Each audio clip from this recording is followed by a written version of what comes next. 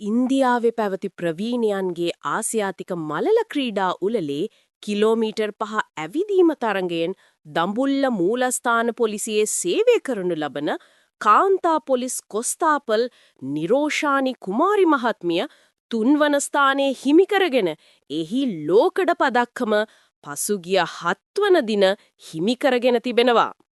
දඹුල්ල මූලස්ථාන පොලිසියේ සේවය කරනු ලබන කාන්තා පොලිස් කොස්තාපල් නිරෝෂණි කුමාරි මහත්මිය එම ජයග්‍රහණය වෙනුවෙන් ඇයහට දඹුල්ල මූලස්ථාන පොලිස් පරීක්ෂක සුගත් විජේසුන්දර මහතා ප්‍රමුඛ දඹුල්ල පොලිස් ස්ථානයේ ඇගේ සහෝදර නිලධාරීන් උපහාර උත්සවයක් 11 වන දින සංවිධානය කොට තිබින මෙම තරඟය සඳහා ඇය පුද්ගලික ධනය වියදම් කරමින් පුද්ගලික නිවාඩු ලබාගෙන රාජකාරියට කිසිදු බාධාවක් නොවන ආකාරයට ඉන්දියාවට ගොස් තරඟ කළ බව සිය අත්දැකීම් පිළිබඳව විස්තර කළාය. මෙම ජයග්‍රහණය රටට සේවා ස්ථානයටම ලබා දෙමින් ඇය 10 වන දින ශ්‍රී ලංකාවට පැමිණ තිබිනි.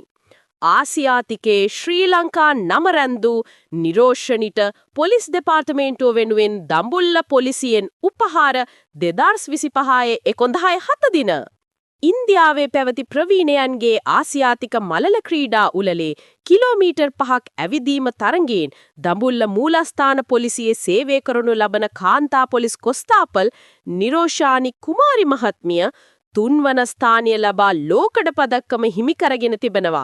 එම ජයග්‍රහණය වෙනුවෙන් ඇයහට දඹුල්ල මූලස්ථාන පොලිස් පරීක්ෂක සුගත් විජේසුන්දර මහතා ප්‍රමුඛ දඹුල්ල පොලිස් ස්ථානයේ ඇගේ සහෝදර නිලධාරීන් උපහාර උත්සවයක් සංවිධානය කොට තිබුණා.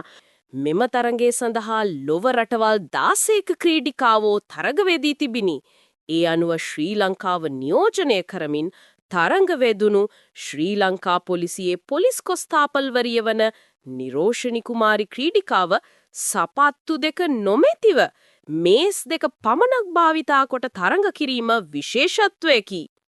2023 වර්ෂයේදී මෙම තරඟාවලිය පිලිපීනයේ පැවති අවස්ථාවේ ඇය රන් පදක්කම දිනා ශ්‍රී ලංකා නාමය පොලිස් දෙපාර්තමේන්තුවේ නාමය ඉහළට ඔසවා තැබූ ක්‍රීඩිකාවක් විය.